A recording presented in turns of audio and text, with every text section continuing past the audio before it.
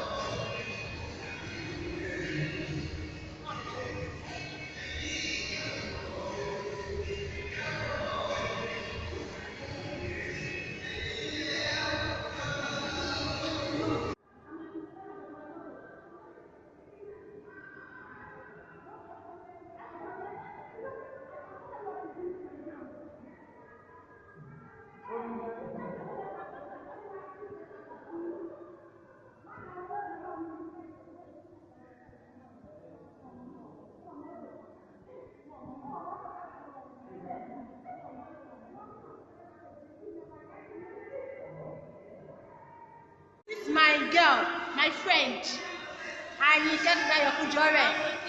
Papa, you for years you go come. Is putting on heels, so she's looking taller. I'm embarrassed. We are live at Mori Banquet Hall, Miss Ashakwara. So you can't even tell. Guys, you need to host this girl. Go to London, don't worry, I will take you to somewhere to go and eat with myself. Yeah. What? Camera and fire, stand on you. This is an insect guy, guys. She's driving along you. Yes. What can they work for? What can we judge you? Oh, you don't know where you are. Well, I need him. Well, mother is allowed. Alright, fire guys, run away from this girl. Actually, I've met them yesterday. I was in the club yesterday and they were all over me like 1, 2, 3, like.